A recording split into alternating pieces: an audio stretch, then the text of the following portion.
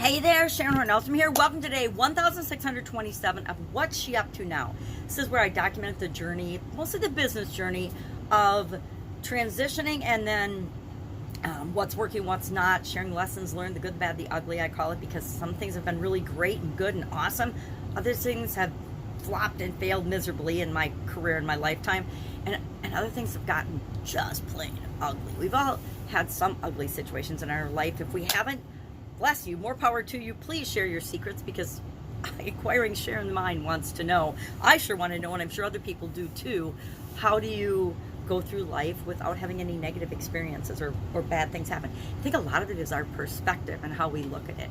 So today, for Supersize Your Business, our idiom was to make up for lost time or to make up ground. And that, of course, means to overcome some delay, disadvantage, or setback, or problem, or concern, or failure that we've experienced, and figure out a way to get back to normal or the optimum position, or make up, usually by speeding up or doing things more quickly. Now, there's some stuff we can't do more quickly, right? It's hard to live our life more quickly. It's hard to do certain things faster. But I say we're always looking for ways to do things better, more efficiently, and more effectively. And that usually gives us faster results, but not always. There's no guarantees, right?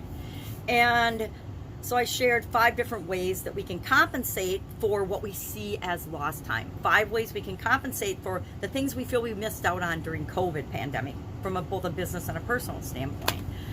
Then for our annual challenge, our BU 365-day challenge, to do one thing every day that improves us in some way, we're focusing on the area of contribution this month. We've done physical, mental, emotional, spiritual, financial, relationships, and then this month we're doing contribution. And then the next couple months we'll focus on communication and confidence, because those are the 9 areas that I follow for a life framework that I use to set my goals and objectives and kind of plan and prioritize my life, and use it for about 4 decades now, just 7 for 4 decades, but last year I added communication and confidence.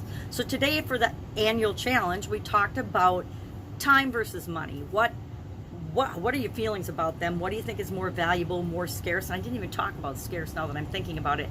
But I used to believe that money was everything and that I had to chase money. And as I got older, I've realized, and following my sudden cardiac arrest in 2010, I certainly got a shot in the face of it, that we never know when we're done. We don't know when our expiration date is here on the planet. So it's probably a good idea to value time. So I shared 10 different ways that we can value our time and give our time more priority in our life than we do any other thing, right? It's like ignoring our health, and I'm definitely guilty of that. If we ignore it long enough, something's going to happen to get our attention, and we may get an opportunity to come back from that. Like I was grateful enough and lucky enough to, but a lot of people don't, right? And we never know. We always think when we're younger. I remember being a teenager and thinking, oh my God, I've got all the time in the world, I'm invincible. And we would do stuff that we thought we could get away with because nothing's ever going to happen to us. But then, some of our friends got killed doing those same things we were doing, and the lessons started to pile up that maybe that's not the best choice or the best use of our time and our beliefs about whether we're going to be hanging around or not. So today I'm thinking a lot about time and money and what's more valuable. And with respect to, I ended up changing the question for the annual challenge today, which I do quite often. I'll think about something the night before, and then as I'm talking about it, I'm like, nah, let's do a different daily action. And so today's I changed to, what are you more likely to contribute to the world? Your time or money?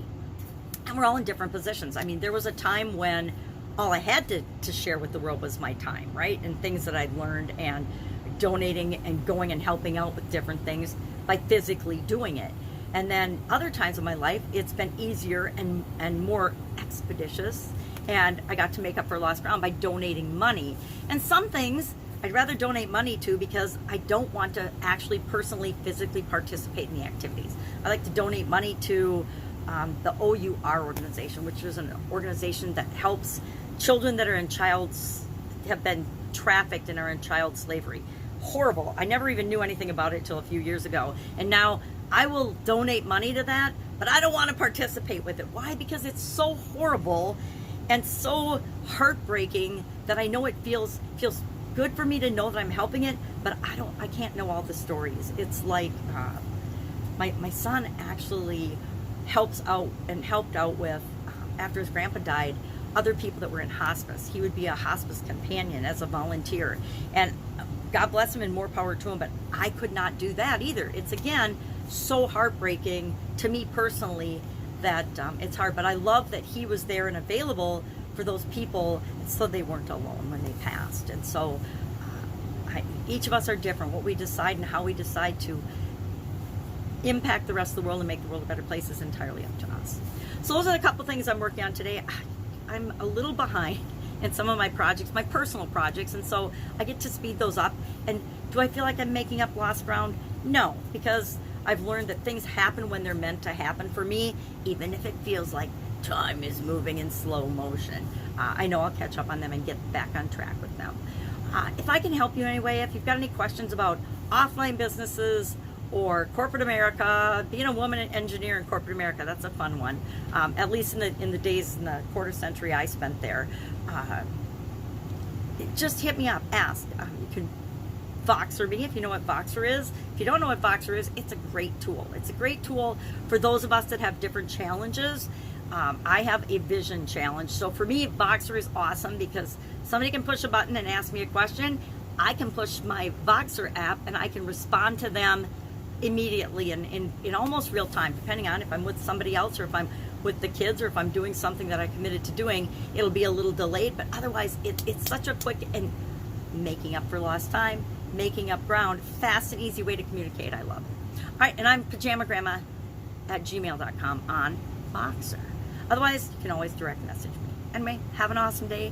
I'll, of course, be with you tomorrow just to let you know what's up with our projects online and our businesses offline.